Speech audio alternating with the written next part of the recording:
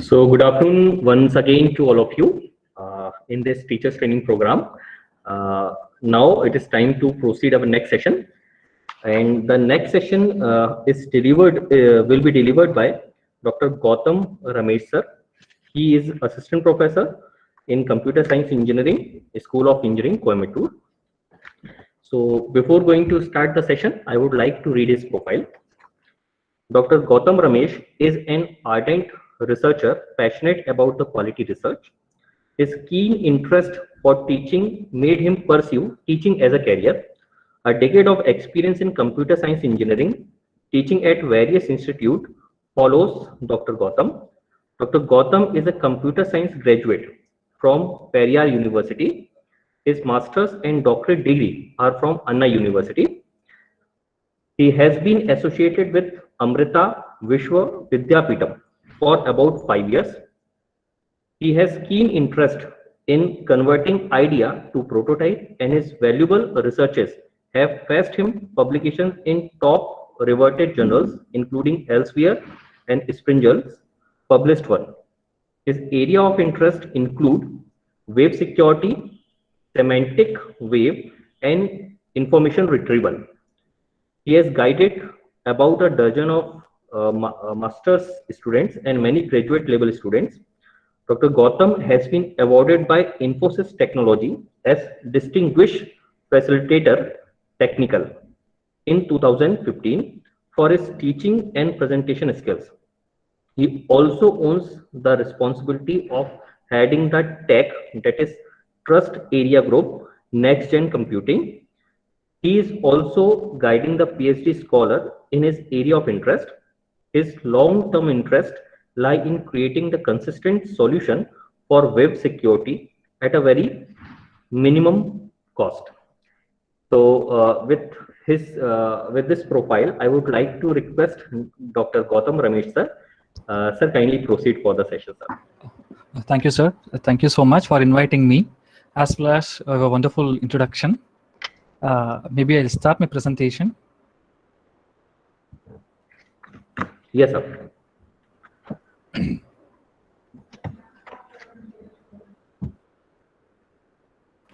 I hope my screen is visible. Yes, yes, sir. Yes, sir. Yeah. So, first of all, I would like to mention my area of interest is semantic web, web security, and AI. So this is my area of interest. But when I start developing real-world applications, many times I felt the current hardware or maybe the current infrastructure which I have may not be sufficient or may not be cope up with my expectations. So that is how I started learning these cloud concepts by myself. Now we have our university, we have MOU with Google and Microsoft with respect to these cloud concepts. And past 5 years, I work on these technologies extensively in the real world applications. All my security solutions I develop, I have hosted in this cloud platform, and I have just verified it. So irrespective of the area, whatever the area you currently pursue, and whatever the area you do research, and of course, these cloud computing concepts cannot be replaceable. So many angles I have worked in. So today's session, I'm going to give you my experience. Okay, this is not a presentation. Okay, this is my experience. Whatever the areas I worked in with respect to my cloud research, my research with respect to cloud applications, only that I'm going to present as part of this particular presentation. And the 1 hour is the time given to me. Okay, I don't think what extent these concepts can be covered, I don't know, but I try my level best. So whatever the slide I put in here, all the slides we have working models, code, as well as demos. All my videos are also uploaded in the YouTube. So maybe in the offline, if you are interested, you can go refer the videos as well. Okay, first of all, I would like to mention about the machine learning. Okay, my topic is developing an ML application in minute. Okay, if you use cloud computing, okay, the complex applications can be developed in minute. Okay, so sorry, I'm exaggerating. So it is not minutes, it's the seconds. Okay, that fast you can develop applications in cloud platforms. So I hope you might be using this complex machine learning algorithm in your local system by installing Python. Mostly we use Python because it's very simple. It provides all the libraries. We install Python. On top of that, we install, we load pandas and scikit-learn, sklearn, or other softwares, so that we manipulate with the. So we'll implement the machine learning algorithm already existing, and we'll come to a classification or regression problem. Solve a classification or regression problem. But where is the bottleneck come into the picture? When you feed a real-time data, there is a bottleneck. Your algorithm will take the huge amount of time for training as well as testing. If it is a regular machine learning algorithm, it is fine. Consider you are using a neural network kind of a machine learning algorithms. Then you cannot imagine the complexity of those algorithms and the time it takes to complete those algorithms. So I had my own experience for executing some image processing based applications. It took around 4-5 days to get the first result.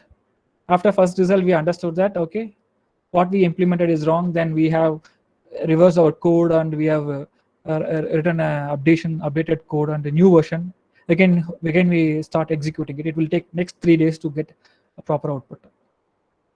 But consider that time, if I used cloud computing concepts, instead of executing my program for 3 days, I would have completed in 1 hour or 2 hours, or maybe very less time, which our local systems we cannot imagine with our local systems. That is the primary application of this cloud system. Not only with respect to the amount of data you can store, as well as the volume of data you can process and complex of the algorithm you can process, can execute, will be very huge. Okay, so first of all, before I start this session, I wanted to give a glimpse of machine learning algorithm. I guess most of you had a hands-on experience in the machine learning algorithm. Though you have experience, maybe listen to me for 5-10 minutes. Okay, what is this machine learning algorithms is all about? In different stages of the machine learning algorithm, we can use this cloud computing concepts. Okay, so whenever we talk about a machine learning, the machine learning concept is superimposed or it subsumes many other concepts. Machine learning, artificial intelligence, neurocomputing, pattern recognition, statistics, data mining, knowledge discovery, and databases. Okay, so there are many concepts out there. Out of that, our keen focus is machine learning. If you look at the machine learning, it's a proper subset of AI. So I wanted to explain what is an AI. AI is nothing but bringing in human level intelligence. Maybe it is not possible, or near human level intelligence, okay, to our missions. Or we can say like this, we can ask machines to think like a humans. But it is not completely possible to ask machine to think completely like a human.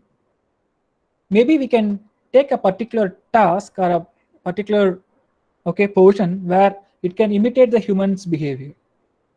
Say, for example, that is what given here: visual perception, speech recognition, decision making, translation between the languages. So these are the common cognitive skills the human is having. But the AI-based systems can mimic the human, so it gives the translation, it gives the decision making like humans, okay, to some extent. Now, where the machine learning come into the picture? The machine learning is a term which is coined by Arthur Samuel.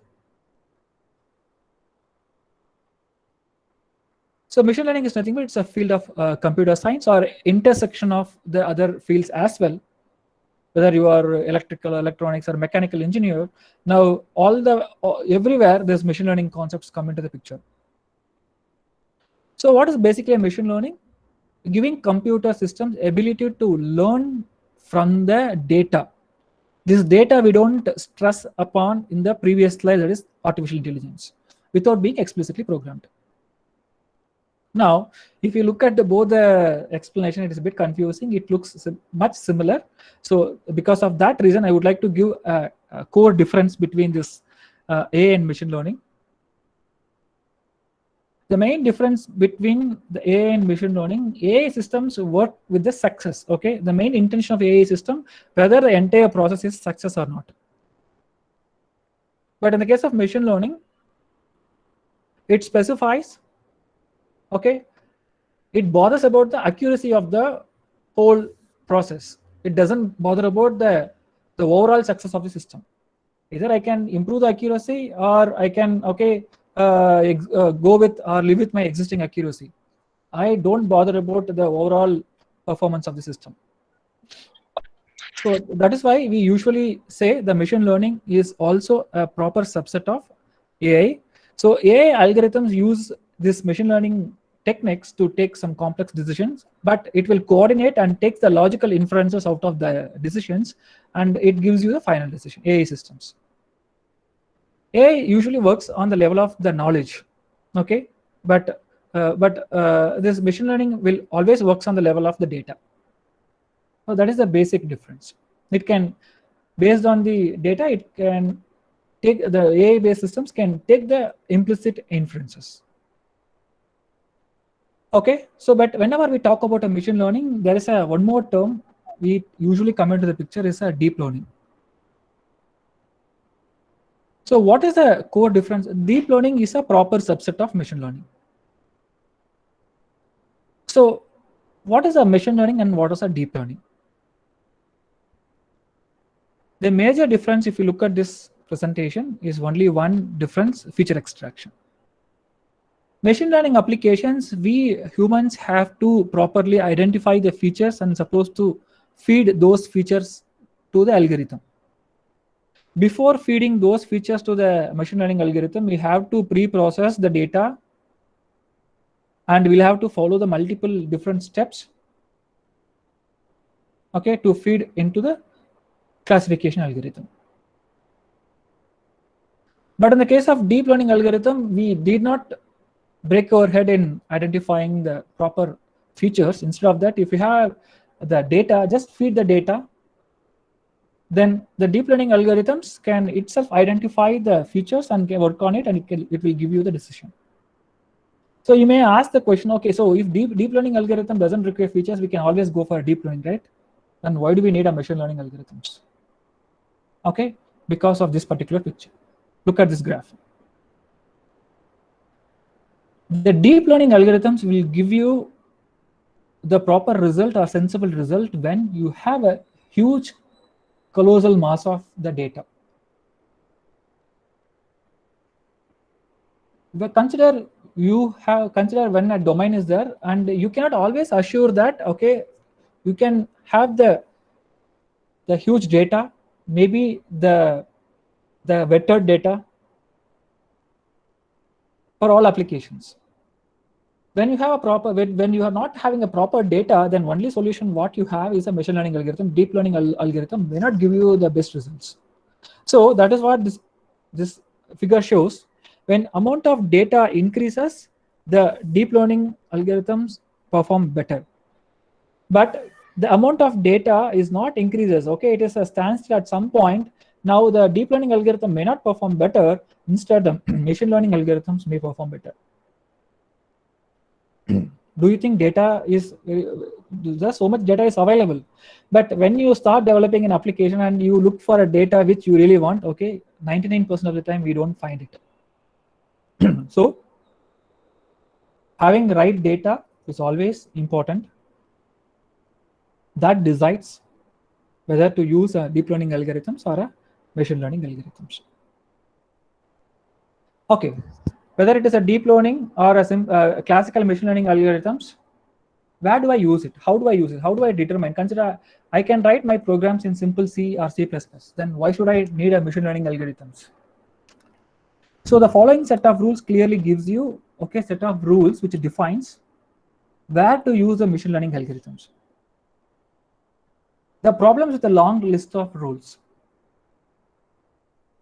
Consider I have 1,000 rules. I can write if-else statements 1,000 different times. Consider these rules are dynamically changing, or I have 1 lakh rules, then those rules it's very difficult to write manually. So maybe instead of writing it manually, we can hire a machine learning algorithm. That machine learning algorithm will take care of writing those rules. So problems with the long list of rules, the traditional programming paradigm will fail. So where we can use a machine learning algorithms. And consider there is a situation where my rules will keep changing every day, every minute, every moment. Okay, if that is the case, I need to revise my rules, okay, by myself. When there is already long list of rules, then editing or including new rules is always a cumbersome process. So hire a machine learning algorithm. When data changes, automatically it also changes the rules implicitly. You did not program it explicitly. So the machine learning algorithm uses the concept called learn. By using that learning concept, it keeps learning the new rules from the data or new functions from the data. Similarly, when you have a huge data, now I'm talking about data, an underlying concept of it. Okay, so when you have a huge data, then the conventional programming paradigm may not work properly. That case, give it to a machine learning algorithm. It can process the whole data and develops a model. That model will have will act as a representative to the whole data. So if you look at AWS, Amazon, every day there will be millions of transactions will going on. So consider if you write your program in conventional programming practice, set of if-else statements, taking some decisions based on the huge data is not possible. Okay. So in that case, I can use when there is a large incoming data, and you wanted to keep classification of the data every now and then, then you're supposed to use a machine. This is a proper place. This is a proper set of rules. You're supposed to use a machine learning algorithms. Okay, I keep talking about a machine learning algorithms. There is not one type of machine learning algorithm. There are many different types of machine learning algorithms. Supervised machine learning algorithms, unsupervised machine learning algorithm, and reinforcement machine learning algorithms. So between the supervised and unsupervised, there is a semi-supervised machine learning algorithm where we can use the synthetic data as well. So these are the major classification of the machine learning algorithm: supervised machine learning algorithm, unsupervised machine learning algorithm, and reinforcement learning algorithm. What is the supervised learning algorithms? Supervised learning algorithm always works on the data which is already classified. Unsupervised algorithms is designed to work on the data which is not required to be classified already. Say for example, if you wanted to approve a loan, you want to go for a loan approval process, okay, where you're supposed to have the previous data, those of loan approved and not approved data, proper data. Then only you can use the supervised learning methods. Consider all the domains you cannot have the labeled data, that is classified data. In those cases, if you wanted to take some decisions, then you can go for unsupervised learning. And based on your input, which you receive it from the environment, you want to keep improving your performance now and then we can use a reinforcement learning. But covering all this concept with respect to cloud applications in 1 hour is not possible. So I'm going to take a few supervised learning applications which we have developed, and only that I'm going to give you some demos. Okay. So as part of this presentation, I'm going to use only supervised learning method. So I'm going to give you the explanation of only what is a supervised learning method. The supervised learning method, it's a algorithm. It primarily learns from the data. So sometimes we say the data as a past experience with respect to a specific domain. So what is happening inside the supervised machine learning algorithms? Every supervised machine learning algorithm comes with some functions. We usually call those functions as a hypothesis function. So the main intention is there are many possibilities are there. Now the supervised algorithm is supposed to choose one possible function from the hypothesis space. So one target function. So many functions are possible. So it's supposed to identify one function. It can best represent the data. So it is like a generalization concept. Instead of having the huge data, I can have only one function. The entire function, that particular function can represent the entire data. It's generalization. What is that use of the function? What is that I'm going to do with the function? I can say, I can go for an application like approve the loan application or disapprove the loan application. It's a classification problem. Sometimes I use similar kind of functions to decide some value. So regression problems. So this combination of this supervised and a combination of this classification and regression problems, okay, we usually call with respect to the previous experience. Okay, we mention in the form of supervised learning. So if you take any supervised learning, okay, there are a set of stages we usually come across. We take the data and feed the data into a machine learning model. So generate the machine learning algorithm. So don't take the complete data, you take only the portion of the data and feed it to the machine learning algorithm. You reserve the next portion of the data to check how good your machine learning model performs. That is why I mentioned 1A and 1B. 1A is a portion of a data and 1B a small portion of the data reserved to check the performance of the machine learning algorithm. Based on the data, okay, the algorithm, okay, generates the model. So that is 3A. Once the algorithm generates a model, that model will be tested against the test data. That is an evaluation phase. That is 3B. Once you did not get the desired output, then you keep iterating it. Okay, you keep fine-tuning the algorithm until you get the desired accuracy.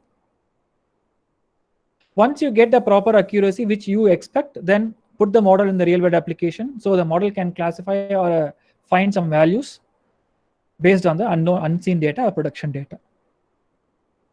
So this is the common steps involved in the machine learning algorithm. Each and every step you can use the cloud computing. Data preparation you can use the cloud computing. Training you can use in cloud computing. Parameter tuning you can use in cloud computing. Okay, and deploying the real-time model I can use the cloud computing. So every stage I can use different concepts of the cloud computing. Now I'm going to take you to the first stage.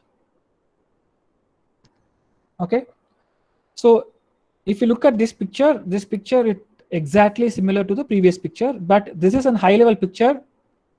I'm taking 1x zoom of this picture. I'm going this particular stage, which includes data. Data is nothing but data acquisition, acquiring data from the different sources. And the second is a data exploration and data preparation. Both comes under pre-processing stage. Then feature engineering, model selection and model training comes under the training phase. The hyperparameter tuning will also come under the training phase. Then goes to the real-time prediction. Now what is data exploration? It is like once you collected the data from different sources and you need to manually inspect the data, or you have to inspect the data to understand more about the data. So sometimes we can say understanding the quality of the data. Is that any missing values are there? Is that any too many outliers are there? Maybe sometimes we can go for a heat map or some scatter plot to visually understand what is the spread of the data. Once you understand this, understand more about the data, you can set up the data pre-processing, the data preparation stage. So based on your understanding in the previous stage, now you can set up your preparation. Say, for example, if there is a many missing data is there, okay, set up some algorithm to populate the missing data. If there are too many incorrect data is there, remove it. Many outliers may impact on the data. If you want to remove, you can remove it. Remove duplicates, maybe fixing mislabeled data. So those things will come under the data preparation stage. So the data will have multiple rows and multiple columns. The columns we usually call it as features. Consider if you take an image processing based applications, there will be thousands of columns. Each and every column represents a feature. Does all the features will contribute to a decision making? No, definitely not. If that is the case, you'll have to identify the best possible features or subset of features which can best possibly classify my algorithm. It will reduce the complexity of the algorithm and load of the algorithm as well. So feature engineering. Then comes the model selection. What kind of machine learning algorithm you want me to use? You want me to use SVM classifier, random forest, Bayesian network. Consider I'm using a deep learning, then do you want me to use a CNN, LeeNet, AlexaNet, GoogleNet, RiskNet? What kind of algorithm you want me to use? That goes to a model selection stage. Once you selected a model, say for example, I have selected SVM classifier, then use the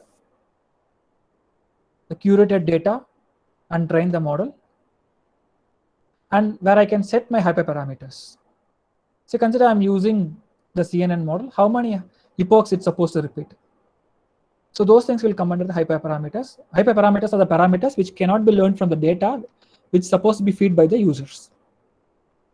Once it is done, it goes to a prediction stage. Now, I'm going to take only the data exploration stage, and how do we use a cloud computing concept to explore as well as to pre-process your data more effectively.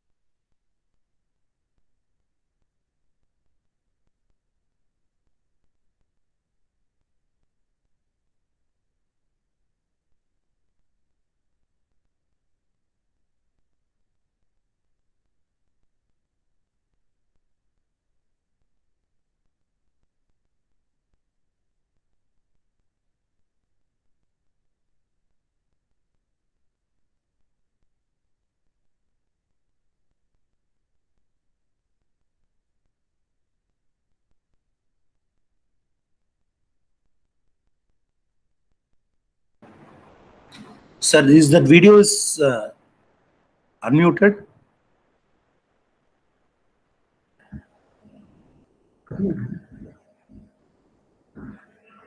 Unmute. So there is no voice.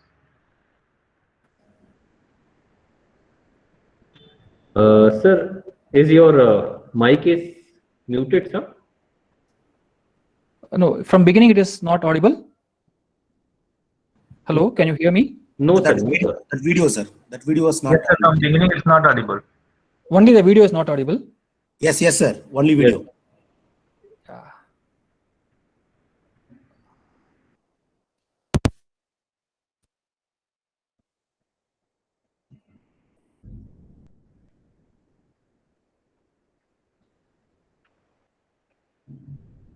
Is it audible now?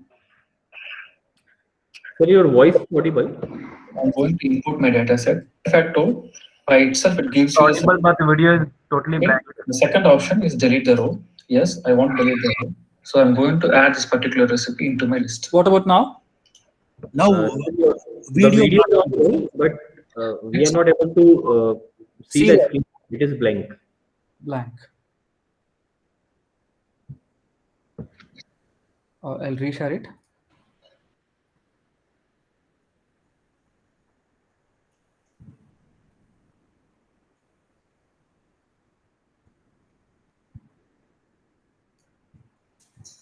Is it visible? And maybe.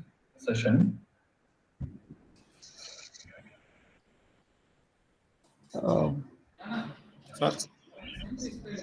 Okay. In this session, we are going to discuss ஒரு 3 lab கொடுத்தேன் sir. de facto. Is it working? Is it? எல்லாம் ஒரே மாதிரியே இருக்கு. Yes, sir. It is visible and audible also. Oh my God. Can you just increase the sound? Ready பண்ணேன். Yeah, yeah. போட்டேன். அதுக்குள்ள சயின்டிஸே கிடைக்க மாட்டேங்குது. சசிகா அந்த ஃபீல்ட்ல. இல்லனா அது வந்து ப்ராப்ளம் இல்லாத பேர் அது. Gives you the suggestions. Okay. FM லேபுக்கு வந்து I want to delete the So what about now? So I'm going to add this particular recipe into my list. Is it visible and audible? Now it is blank, sir. If you see the name of a student and the roll number. Okay, fine, fine. Voice is audible, but screen is blank, sir. Fine, fine. So now there are some technical difficulties. Okay, it is fine. So what is that I'm trying to say? Okay, earlier I used a tool called Trifacto, which is a cloud computing based tool. Now you can perform all kind of this data wrangling operations by using this Trifacto. This data wrangling can be done. Consider you have your data on AWS or your data is in GCP. Now you can use this Trifacto to wrangle your data at ease. Once you generate the recipes, okay, so for example, set of rules might be okay. You might have seen some columns creating and those things. Those things are rules. Once you create the rules, okay, any data if you upload on the same format. So for example, you are generating some thousands of data or millions of data from a mission, and you do consider you wanted to pre-process it, and the same kind of pre-processing technique needs to be followed. You need not execute every time the same kind of pre-processing technique. Instead, once you create the set of rules, you just feed the data, automatically the Trifacto will pre-process and give you the proper data. So that is the advantage of using this Trifacto. Hello. Yeah, hello. Sir, actually the video was not visible on my device. No, I'm not playing the video now. Okay. It is just a slide. Is it visible slide? No, sir. No No slide slide is there. No slide also. No, sir. What about now? Dark No, screen, sir. sir. The dark screen, I don't know.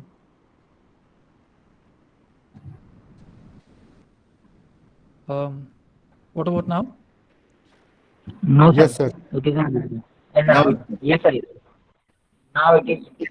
Is it visible? Yes, sir. No, Yes, sir. no, visible, sir. Reinforcement No, it learning. was, yes, sir. Reinforcement learning.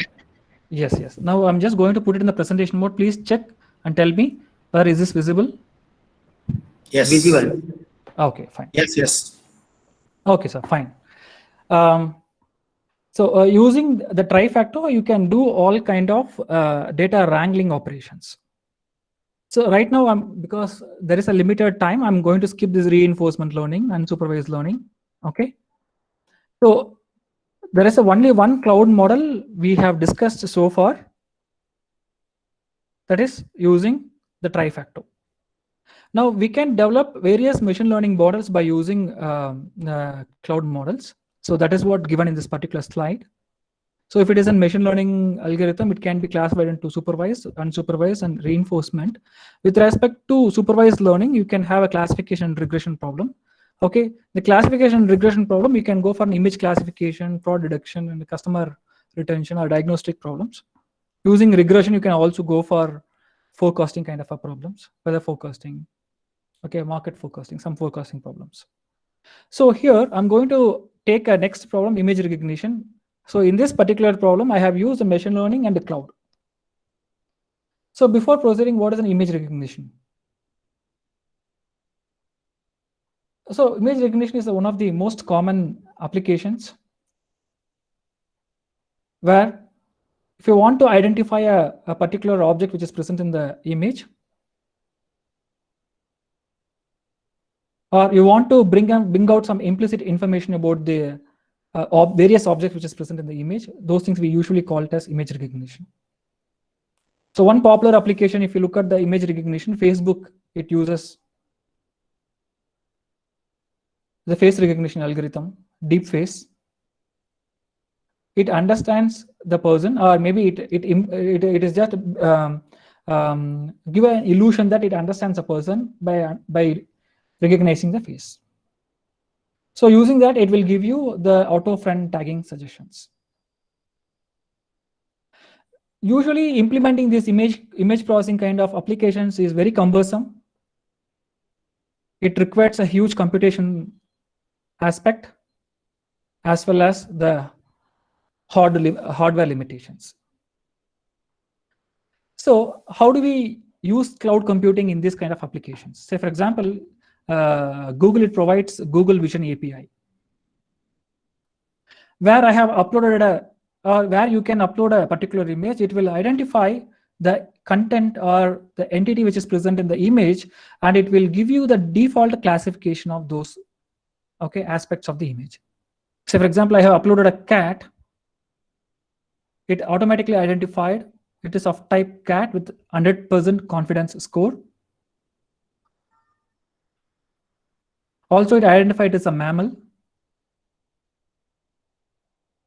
and vertebrate with respect to 99% of the classification. So you need not bother about the training samples. So the moment you feed the image inside the Google Vision API, it uses AutoML Vision, which is a pre-trained model suggested by the Google to understand and classify the images.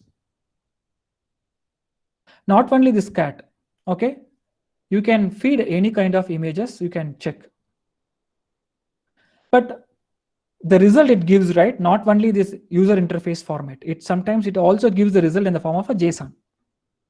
So I can write my automated programs to automatically talk to the JSON and get only the necessary details. So for example, if you look at this JSON, so description is mammal, okay, description is vertebrate, okay, description is cat. I can pass the JSON file, I can get only the required content as well. So consider it is a cat. And which particular part of the image that cat is existing. It also gives you the X and Y coordinates, okay, and other meta information about the particular object which you look into the image. So this can be interacted by the program. So not only the cat, consider I have uploaded a dolphin image. It is just a picture, handwritten picture. It understands this kind of images also in a very high accuracy rate. Say for example, it identified the fin, it's of type fin, and okay, the fish type is 94% of confidence score, which is more than sufficient to take some dynamic decisions. This is a Google's Vision API. Not only Google provides this kind of API, Amazon also provides this kind of API. With respect to Amazon, The API name is recognition. The moment you upload the image in the Amazon recognition, same kind of classification it gives you, but the terminologies which they use is different. So consider now the result which given by the Amazon recognition is pet with 93.5% of this code, and which is an animal, which is cat. This classification which Amazon gives you. So based on the model's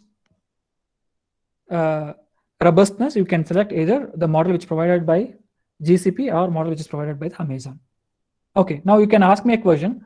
Can I customize it for my application? Consider it's a mining application, where before the worker goes into the mine, I need to check whether the worker is properly wearing all the safety gears.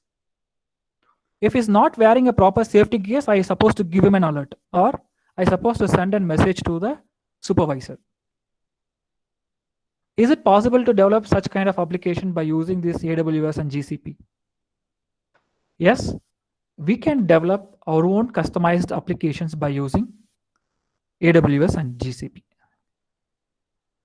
For instance, we have used this GCP's AutoML Vision to identify such one of its applications. So for example, we have tie-up with KFRI, Kerala Forest Research Institute, where we have done a particular project where we wanted to identify the elephants from the picture. Initially, we thought it is a simple project, and once we start implementing it, okay, we understand the complexity of the project. So in that case, we have used our own custom model with respect to GCP.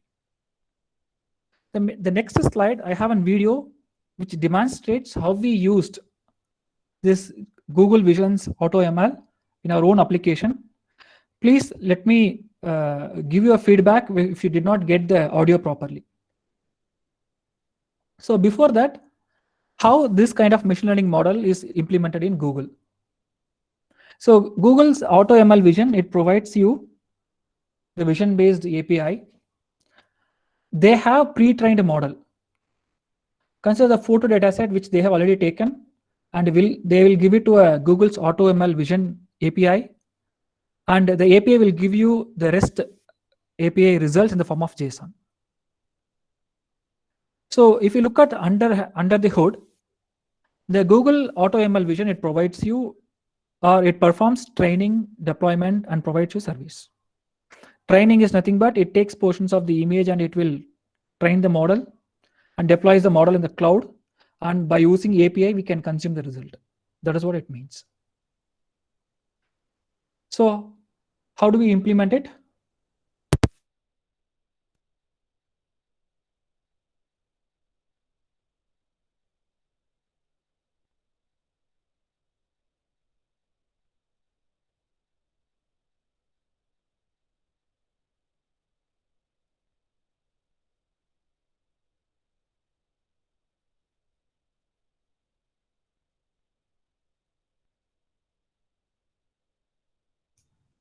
Hello?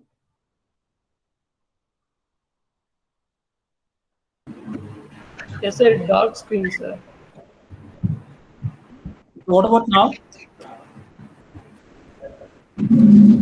Whenever I start playing my video, it is giving dark screen.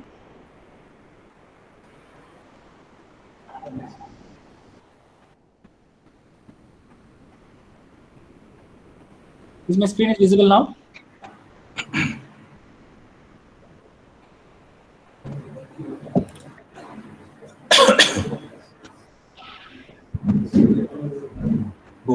Yes, sir, it is visible.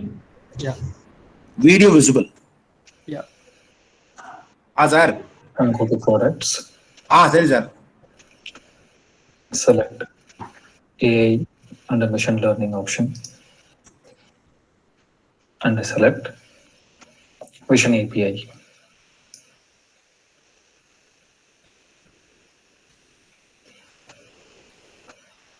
Scroll down on the Vision API. Specify your file here.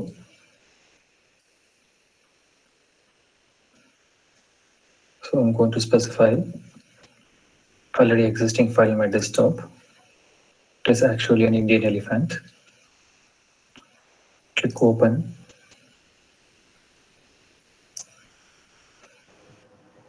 Mr. MSK Kumar, you can please switch off your camera. Could accurately predict the image is an elephant. Also, if we go to these labels, this provides the further classification of the result. So look at this. This exactly says, okay, African elephant type is 58%. But if you look at this, Indian elephant type is 97%. So when the confidence score is very high, so of course, this particular image it goes to Indian elephant. So this provides very accurate results. Though it provides an accurate result, sometimes the results provided by Vision API is not sufficient. I mean to say, the default outputs which the Vision API provides, it may not be sufficient. I will show you another example. Instead of Indian elephant, I'm going to select another elephant. Actually, this is an African elephant.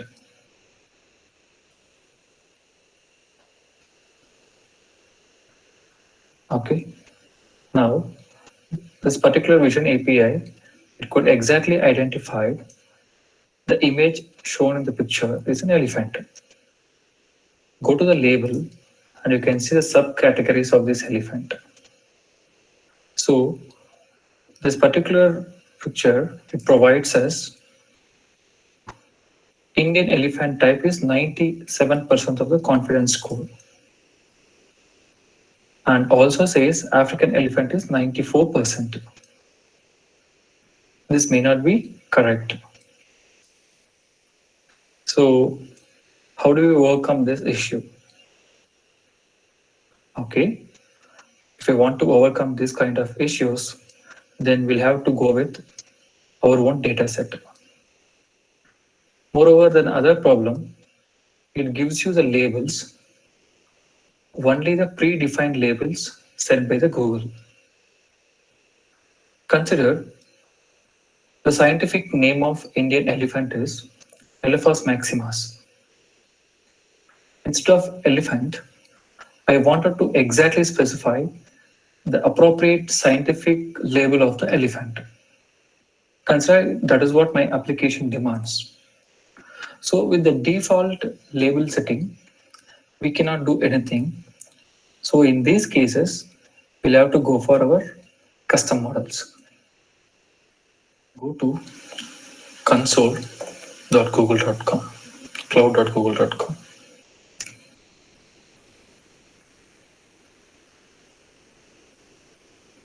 This is the dashboard of my Google Cloud platform.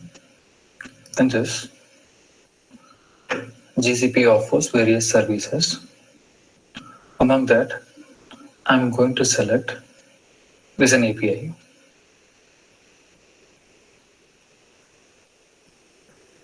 Go to dashboards.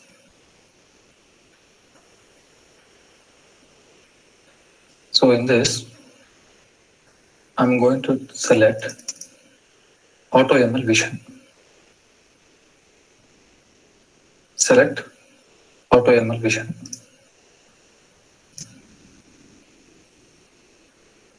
This particular place, you can create your own data set. You can create new data set. Okay, so if you look at this particular video, the default output which given by the GCP, we are not convinced with that. So we are going with our own custom model. So here we generate our own custom model. So for example, the safety gears you want to check, then you're supposed to have your own data and feed it to the Google ML algorithm. The Google ML algorithm will take your new data and generates a model where whenever you give some new unseen data, automatically it will predict it. So this video will take more than 20 minutes. So I'm going to pause this video now. Maybe we'll go see other applications. End of the presentation, I'll give the link of all these videos. Please, you can free use these videos, and you can similar kind of applications you can develop by using GCP. So the other application, what we can develop, okay, very common application is a speech recognition, which we have developed it. So speech recognition is a popular applications of machine learning. It converts the voice into text. So usually we call it as S to T.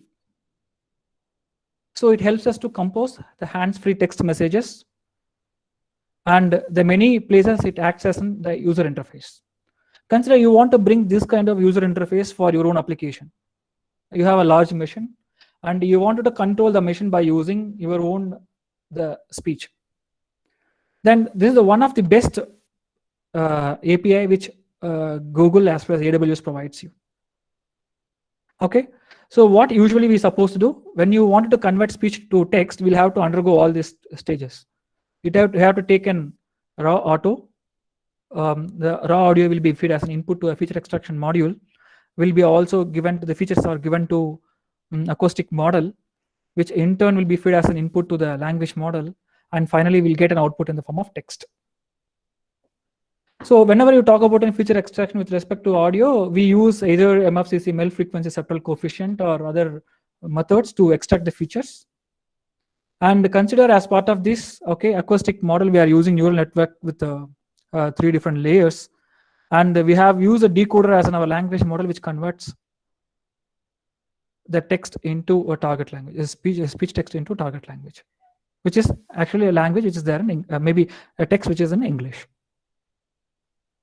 So if you want to provide this kind of interface to our applications, okay, then we can use either Google Speech API. The Google Speech API, it takes the audio in the form of input, and it will generate the corresponding output. There are many applications are available in the market, similar kind of applications, but those applications will not provide you the flexibility of handling your own data. But the Google provides you the speech API, which is 100% can be controlled from your local hand. You can stream the audio, and based on the text you receive, you can process the text and you can do whatever the operation you want to perform. With respect to Google, we have speech to text converter. Okay. So one other application of this language model is a automatic language translation. Consider you have one language as an input and other language as an output. We usually call it as an automatic language translation. So usually if you look at an automatic language translation, we have many different steps. The input language will be split into sentences, and the sentence is further split into words, and the words will be normalized, and then which is fed as an input to the translation model. The translation model converts the pieces of words into corresponding target language, accumulates it or combines it, and give you one common output, one full-fledged output. With respect to Amazon, we have an Amazon Translate. So we can specify the source language as well as the target language. We specify the input in, okay, source language. Say for example, I have selected in the form of English, and it will give you the output in the form of French. Maybe the vice versa is also possible. French input and target language, English as an output. Now, there are many online tools are available. As I already told you, those tools only provides you the GUI. Only you can play with the GUI. But in the case of Amazon or GCP, you can interact with this GUI by using your local programs, C++ or Java. Okay. So with respect to that, okay, we have developed a small system. So the source language is converted into a target language by using the local program. Okay, maybe I'm going to play this. I don't know.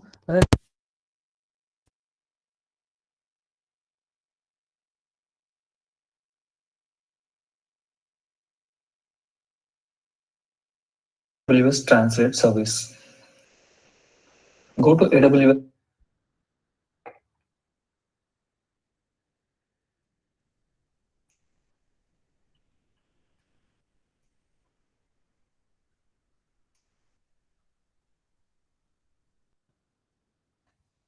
console.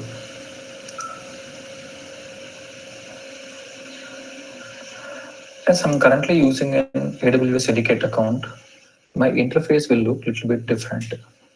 If you use a regular AWS cloud account, the interface might look different. Anyway, the language will be similar. Amazon provides various services. Out of that, I'm going to use Translate service.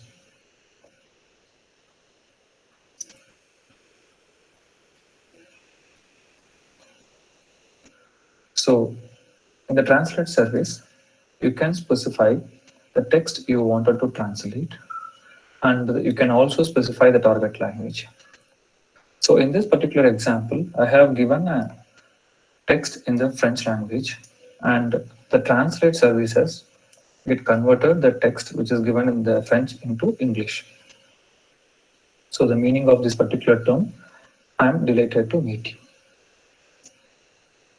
Now we will discuss how do we access this Translate service from our project.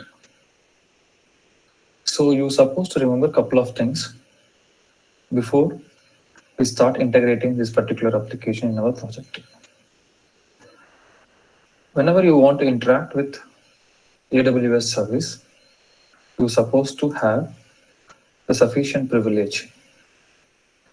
So in this case, if you want to access this AWS account from your application, you're supposed to provide this information like access key ID, access key, and a session token in your application. So I'm going to write a Node.js program which is capable of converting text written in one language into text to other language. So this is the Node.js program which helps me to convert source language into a target language, source language text into a target language text. As I already told you, there are a few configuration parameters you're supposed to provide it here. So go back to the console, AWS console, copy the access key and give it in the application. Similarly, remaining parameters, you give it in the application.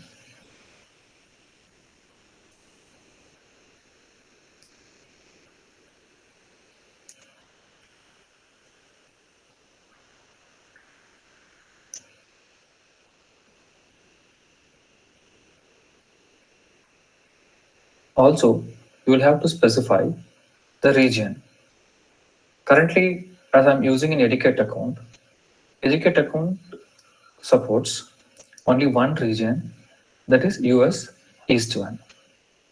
So I have provided my region as US East 1. To execute this program, you will have to install necessary libraries. That is, you're supposed to install AWS-SDK library.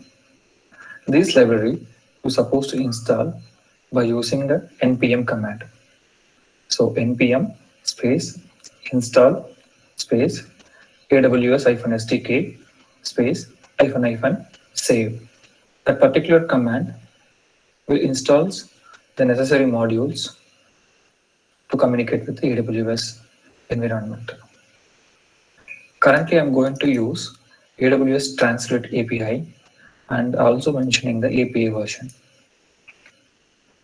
You have in configuration parameters. The first parameter is a text, where I supposed to specify the text which I wanted to convert. I have mentioned the text as a static text. Instead of the static text, you can also mention the text dynamically. So the source language code is French, FR, and the target language code is in English. Okay.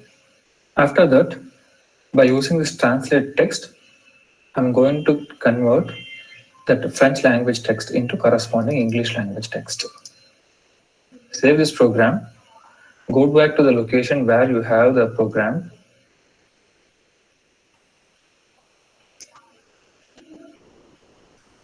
open a terminal or a command prompt. In this particular place, you can specify node space the program name. So giving enter, the text will be sent to the AWS and the corresponding converted text will be returned to your application.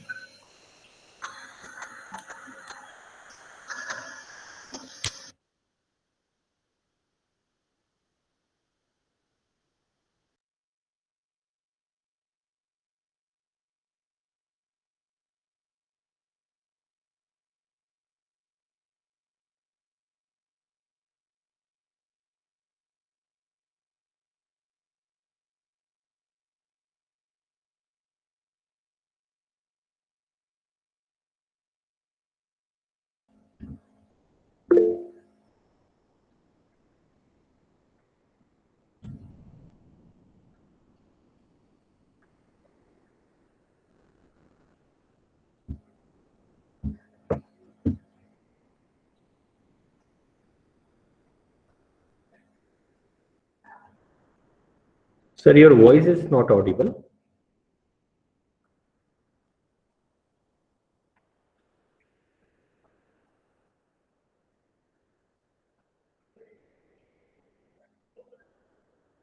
Is it audible now?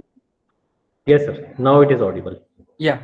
So with respect to NLP, natural language processing, and if you want to develop deep NLP based applications by using this cloud, okay, there are many tools are available with respect to different cloud providers. Google Cloud Platform provides cloud natural language, where consider you are not depending, you don't want to use the previous NLP based tools like language translation by yourself. You want to build by yourself. So for example, you want to take some source language text and you want to convert into a target language text by yourself because the existing scenario or the application is not already available. If that is the case, you can use any one of these platforms. So I have a small experiment with respect to Amazon Comprehend. So for example, consider from the text, if you want to find out only the pure tagging of text, parts of speech, then you can use entity recognizers to identify the parts of speech. Then you have a sentiment analysis tool. Then you have a key phrase extraction tool, syntax analysis tools, language tools, and topic modeling tools, and document classification tools. So these are the tools which provided by the Amazon Comprehend. So for example, by using this document classification and topic modeling tools, consider if you have n number of documents, you want to group the related documents together, these topic modeling tools and document classification tools can be used. Grouping based on a specific topics, consider you have a huge collection of documents and you wanted to cluster it based on a topic, then topic modeling tools can be used. And if you wanted to group it the related documents together, then you can use the document classification tools. So small demo, maybe 5 minutes it will go. Click on AWS console.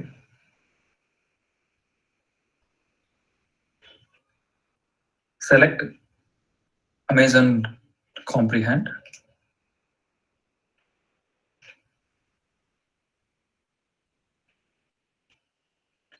Amazon Comprehend uses natural language processing to extract insights about the content of the text or a document. Click on Launch Amazon Comprehend. Here, you have a set of options where I have selected real-time analysis, and it is a default option. Here in the input text, you can specify the custom text or your own text. I have copied a text from Amazon Review, and I'm just feeding this text as an input to the Amazon Comprehend. Click on Analyze to analyze the content about the text. So the text analyzed and the result of the text will be listed under the categories entities, key phrases, language, personally identifiable information, sentiment, and syntax. So in the entities, the Amazon comprehend will return a list of entities such as people, places, location that are identified in the text or in the document.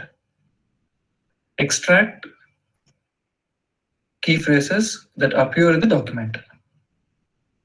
Say, for example, a document about cricket or basketball, football. Okay. So key phrases identified from the text. So here, if you look at the text, is a tablet. This tablet, it means that it is talking about a device. Okay. Similarly, it also identifies the language of the given text. So with a 0.99% of confidence, so that means that 99% of confidence, it identified the given text in the target language called English. Also, it identifies personally identifiable information from the text, which includes individuals, so for example, address, or mobile number, or contact number, account number. So the personal details about the entities. So in this particular text, it identified the 2 weeks as a entity, date, time. Also, it identifies sentiment about the text, emotion of the document, or emotion of the particular text. So under 4 different categories, the sentiment will be identified. So for example, with a 0% confidence, it is identified as a neutral text. With 99%, it identified the given text in the context of positive, with a 0% negative and 0% pixel. Also, it identifies POS of the particular text or a document. The default built-in model. Yeah, if you look at this particular comprehend, it not only provides the online interface. By using your local programs, you can do whatever you want, okay, whatever it is shown on the screen. The same thing you can also do from your local system. Means from your local programs, C++, Java, or Python, or Node.js.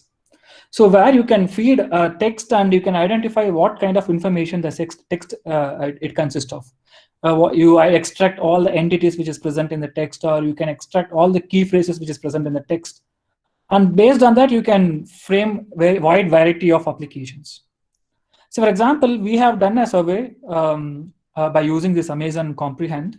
So we have taken a product information. We have taken a product information from various Amazon from the Amazon's online shopping website, and we feed to our own algorithm, our own local program. That program it will identify what is the common thought process of the user. So for example, whether the users really like the product or they did not like the product. We wanted to have the one opinion about the entire reviews, the millions of reviews. So in that application, we have used this Amazon Comprehend. So we feed the each and every review to Amazon Comprehend. We extracted the sentiment of it, and finally we aggregated it by using our own voting algorithm, and we come to one single point. So the users generally like the product, and they may not like the product. Such kind of huge decisions can be made by using this Amazon Comprehend. So like these cloud applications, okay, these are machine learning models, custom built as well as the default machine learning models which are available in the cloud. By using these kind of tools, you can develop your applications with minimal effort. Okay, so that is what I would like to say as part of today's presentation. So I have, as part of this presentation, I have included few of the popular books which talks about this machine learning as well as the cloud computing applications. Okay, I'm going to leave my contact details also as part of this presentation. So if you have any queries with respect to your field, okay, you can feel free to contact me. Maybe I am ready to help you out with respect to cloud concepts. So thank you. So that's all from my side. Thank you very much, sir. Do you have any question, the participants? Any question from your side?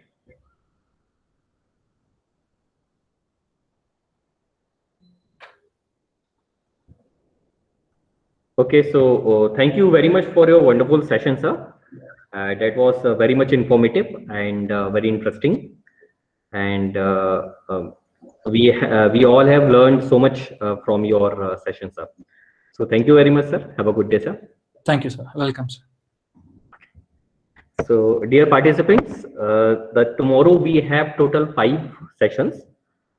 The initial 2 sessions will be delivered by Professor K. Ghosh, visiting faculty, IIT Kharagpur. Then session 7 and 8 will be delivered by Dr. Anand Nair, sir, lecturer, researcher, and scientist, Du Tung University, Da Nang, Vietnam. And session 9 will be delivered by tomorrow, delivered by Dr. Rajiv Agrawal, Associate Professor, Man, Jaipur. So see you tomorrow. The first session will be start at 10 a.m. So be on time. And thank you very much for being us today. And I see you tomorrow. Thank you, everyone.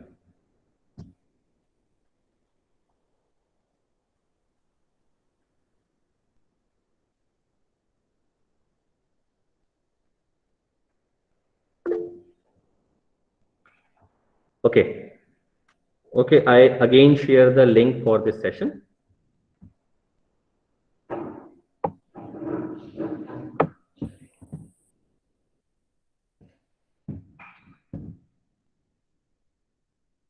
Okay, I have shared the link for session 4. So kindly fill this link.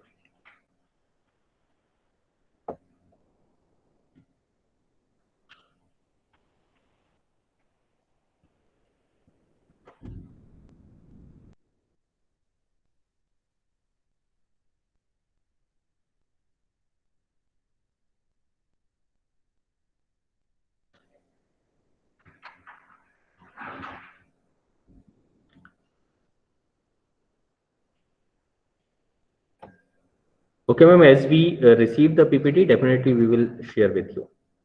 Okay, thank you so much, sir. This will be very helpful for us then. Sure, ma'am. Thank you so much, sir. You're welcome, ma'am.